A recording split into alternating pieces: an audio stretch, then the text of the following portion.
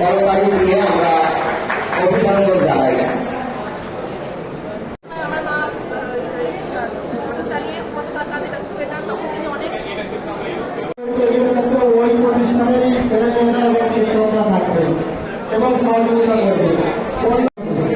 বলে তোমাদের ঘটনা বলো কিভাবে কাজ করতে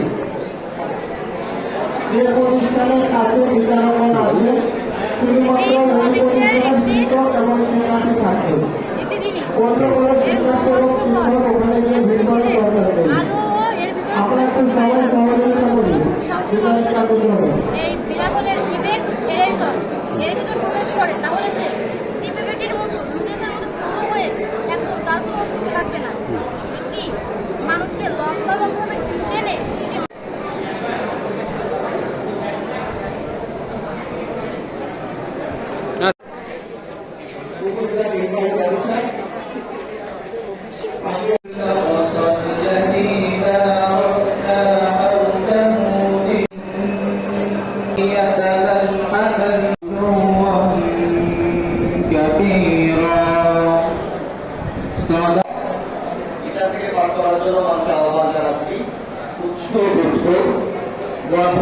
সাংস্কৃতিক বা শিক্ষা বিষয়ক আরেকটি কর্মসূচি এর ভিতর দিয়ে তোমরা জাতীয় পর্যায়ে যাবে।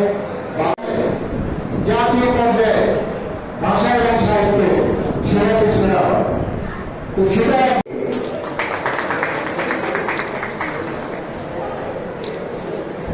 বিশ্বাস করি।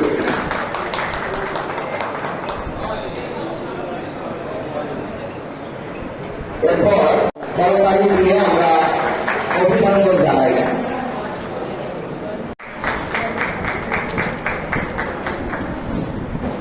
এরপর সহযোগী অধ্যাপক যারা রবীন্দ্রনাথ সাহিত্যের ভূমি দিয়ে প্রতিনিধি মাননীয় সংসদ সদস্য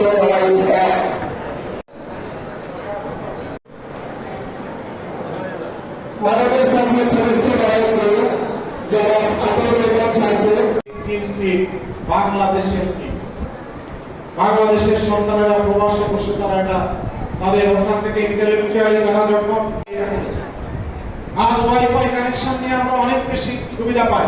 এই ওয়াইফাই সিস্টেমটা বসে থাকি। এখানে কতগুলো অ্যাপস করেছেন? স্যার একটা অ্যাপস করেছি। কেমন আছেন আপনারা?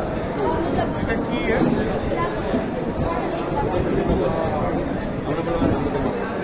ঠিক আছে, ভালো সামনে আরো। আসসালামু আলাইকুম। ইসলামাবাদ দাখিল মাদ্রাসা। এসে টেরারিয়াম মানে পরিত্যক্ত যে প্লাস্টিক তার থেকে আর কি রিসাইকেল হিসাবে আর কি টেরারিয়াম তৈরি করা হয়েছে।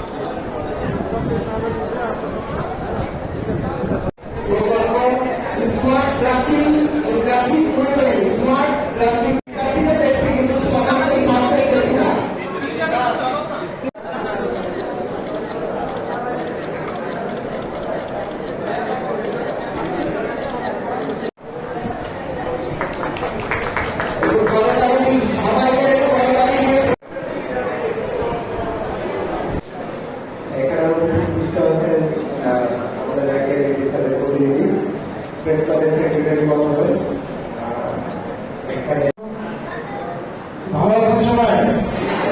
ঠিক আছে। আলহামদুলিল্লাহ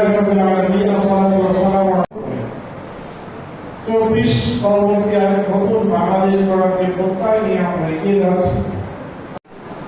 মাননীয় প্রধানমন্ত্রীর একটি অসাধারণ উদ্যোগ আজকের এই কর্মসূচি, এবং আমরা এই কর্মসূচির পক্ষ থেকে এই প্রোগ্রামের পক্ষ থেকে শিক্ষক মন্ডলী প্রিয় প্রাণপ্রিয় ছাত্রছাত্রী ভাই এবং বোনেরা, আজ আমাদের বাংলাদেশ, এই বাংলাদেশ নিয়ে আমরা গর্ব করি। এই লাল সবুজের পতাকাকে আমরা ভালোবাসি। এই লাল সবুজের পতাকাকে আমরা বিশ্বের মানচিত্র উঁচু করে ধরতে চাই।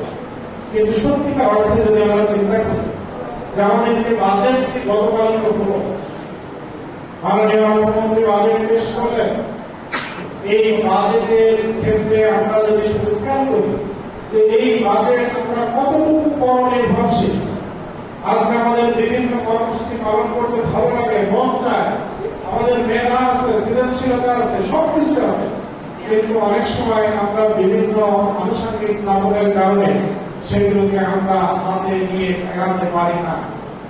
কিন্তু সত্যিকার অর্থে যদি এই বাংলাদেশকে বিশ্বের মানচিত্রে আমাদেরকে দাঁড় করাতে হয়, তাহলে সবচেয়ে গুরুত্বপূর্ণ বিষয় সেটি হলো আমাদেরকে আগে স্বনির্ভর হতে হবে।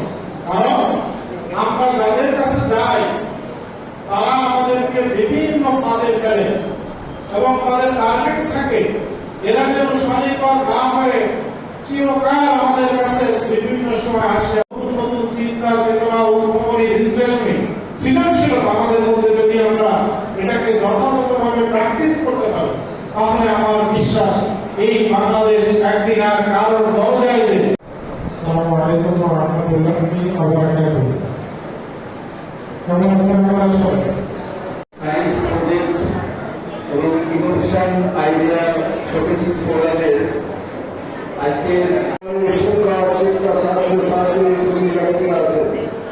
আজকের অনুষ্ঠানের সভাপতি জেলা শিক্ষা অফিসার এবং প্রেস ক্লাব